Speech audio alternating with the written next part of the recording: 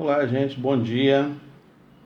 Muito bom nós estarmos aqui nessa manhã de terça-feira, né? Quarta-feira é ótimo. Terça-feira, dia 22/10, para a gente conversar um pouco sobre a palavra de Deus, né?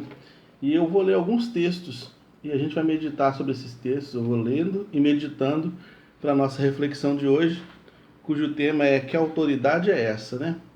Um dia Jesus estava no templo, chegou no templo de Jerusalém juntamente com seus discípulos e estava ensinando para os seus discípulos, falando sobre a importância da fé e a força da fé, como que se pode realizar muitas coisas através de uma fé canalizada em Deus. E aí as autoridades religiosas da época, as pessoas que eram importantes no sentido religioso, chegaram para ele e perguntaram para ele o seguinte: olha, isso está registrado em Marcos capítulo 11, versículos 27 e 28. Mais tarde, chegaram outra vez a Jerusalém, no caso Jesus e seus discípulos. E Jesus, ao caminhar pelo templo, foi abordado pelos chefes dos sacerdotes, os mestres da lei e os líderes religiosos, que lhe questionaram: que autoridade ou com que autoridade você age, como tem agido? Ou quem te outorgou tal autoridade para fazer o que você faz? Ao que Jesus respondeu, tangenciando, não que ele estivesse escapando, mas ele falou com ele o seguinte: com que autoridade João Batista fazia o que fazia? E aí ele vai então questionando essas pessoas. Esses homens se sentiam autoridade, e eles eram autoridade religiosa naquele momento, e se sentiam inclusive com a responsabilidade de avaliar outras pessoas que se diziam autoridade religiosa também. Jesus era um rabino e ensinava a leitura da Torá, do texto bíblico. Jesus não distorceu a leitura da Torá, ele não distorceu a lei e os profetas, ele fala sobre isso. Ele só refez uma leitura, porque além do texto escrito, você tinha os textos comentados. Então ele fala assim, ó: ouvistes o que foi dito, eu porém vos digo. Ele não fala assim: olhem o que está escrito, eu porém escrevo. Não. Ouviste? Então ele pega muitos livros foram escritos em cima dos ensinos de Moisés. Muitos livros, muitas interpretações. E ele então vai corrigindo essas interpretações, dando uma visão mais humanitária dessas interpretações. Então eles perguntam para ele assim: com que autoridade você faz isso? E aí Jesus não responde para eles do jeito que eles gostariam, mas dá uma resposta diferente do que eles esperavam. Mais para frente, Jesus vai conversando com seus discípulos e com as pessoas todas que estavam ao seu redor. Ele vai lá em João capítulo 6, versículo 38, ele fala assim, ó: pois eu desci do céu não para fazer a minha vontade, a minha própria vontade, mas a vontade daquele que me enviou. Então aqui Jesus mostra qual é a autoridade dele. Ele tem uma autoridade delegada por Deus, ele tinha uma autoridade delegada por Deus para fazer o que fazia, para curar como curava, para expulsar demônios como expulsava, para pregar como pregava. A autoridade dele vinha de Deus. Ele fala: não vim fazer a minha vontade, vim fazer a vontade daquele que me enviou. Existem dois tipos de autoridade: a autoridade conquistada e a autoridade delegada. Nesse momento, Jesus apresenta a autoridade delegada, ou seja, foi a ele dado a oportunidade, foi a ele dado a chance, foi a ele dado a chancela para que ele pudesse então realizar todas as coisas que realizou. Ele estava ali como autoridade delegada naquele momento. Posteriormente a gente vai ver como é que essas coisas vão mudar. Adiante, a gente vê que... Aí tá. Qual a autoridade de Jesus? Está respondido, né? Vem de Deus. Essa autoridade vem de Deus. E aí depois, outra pessoa que é questionada acerca da sua autoridade é o apóstolo Paulo. O apóstolo Paulo, como a gente tem visto esse mês lá na igreja, nas suas viagens missionárias, ele evangelizou a Europa na sua época, né? Fez um evangelho ultrapassar os limites da região judaica e foi para o mundo helênico e chegou até nós, né? E então ele era muito questionado também. Que autoridade é essa, Paulo? E ele fala lá em Gálatas capítulo 1, versículo 1 o seguinte: Paulo, apóstolo, não da parte dos homens, nem por intermédio de qualquer ser humano, mas por Jesus Cristo e por Deus Pai, que o ressuscitou dos mortos. Então Paulo vai dizer o seguinte: a minha autoridade vem de Jesus, vem de Deus. Não tive interferência de homem nenhum. Não foi nenhum homem que me autorizou a fazer as coisas que eu falo. Que eu faço e que falo, né? Paulo pregava, Paulo também curava pessoas, Paulo fazia muitas coisas. E ele fala: minha autoridade vem de Deus. E vamos adiante, porque no final você vai ver onde que eu quero chegar. Quem é idôneo para esta obra? Quem tem idoneidade para realizar a obra de Deus? Paulo faz essa pergunta. E a resposta é: ninguém. Não há em nós condições nenhuma para fazer a obra de Deus. Somos vasos, somos fracos, somos limitados, somos pecadores, né? Mas Deus nos mandou fazer. E aí você vai ver Marcos 16, versículos 15 a 18, que diz assim, ó: e ordenou-lhes Jesus ordenando para os seus discípulos: enquanto vocês estiverem indo pelo mundo inteiro, proclamem o evangelho a toda criatura. Aquele que crer e for batizado será salvo. Todavia, o que não crer será condenado. E estes sinais acompanharão os que crerem. Em meu nome expulsarão demônios, em novas línguas vocês falarão, pegarão serpentes com as mãos, e se algo mortífero beberem, de modo nenhum lhes fará mal. Sobre os enfermos vocês imporão as mãos, e eles serão curados. Aí Jesus dá autoridade para a igreja. Jesus recebe a autoridade de Deus, Jesus dá autoridade para Paulo, e Jesus dá autoridade também para a igreja, para nós outros, chegou aqui.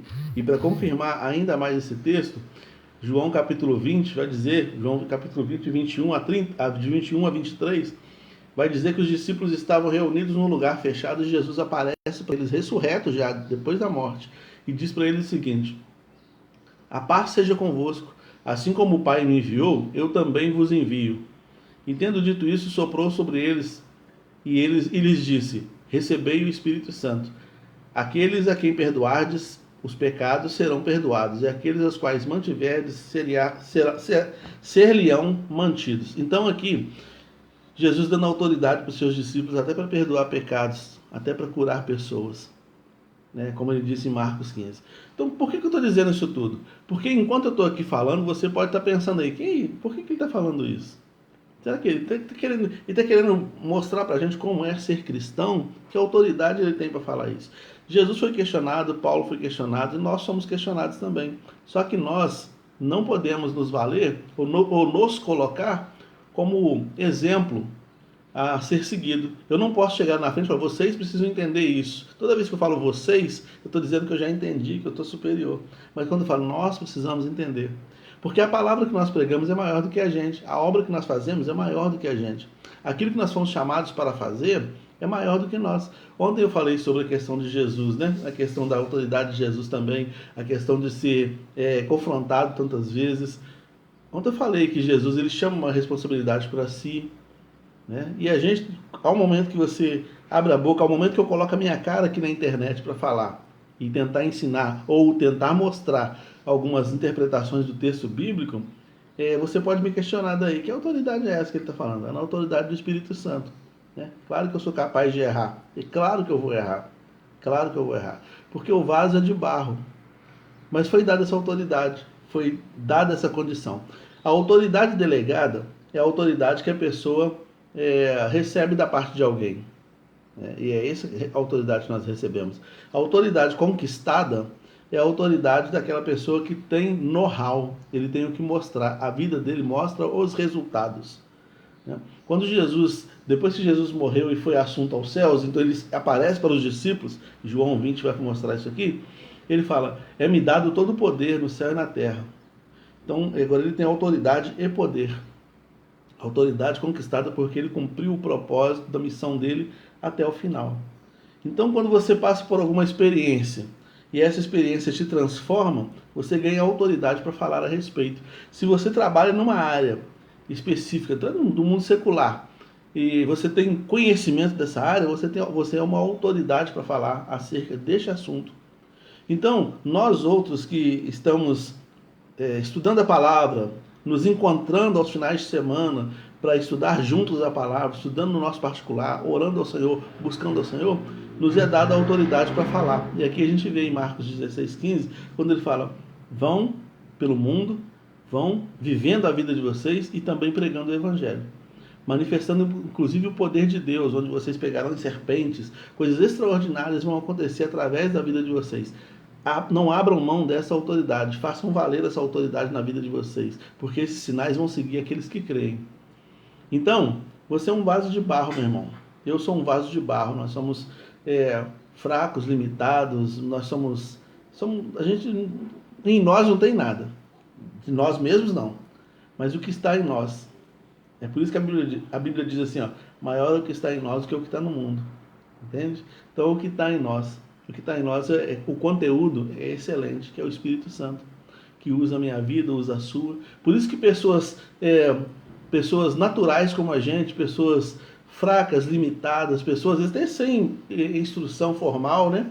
Pessoas não teve oportunidade de estudar tanto, e você vê a pessoa falando com autoridade, a pessoa orando e gente sendo curada, a pessoa orando e as coisas acontecendo. Essa autoridade não vem dela, essa autoridade vem de Deus. E a gente lida com isso, e a gente não pode abrir mão disso, né? Porque se a gente quiser fazer as coisas na nossa força vai acabar.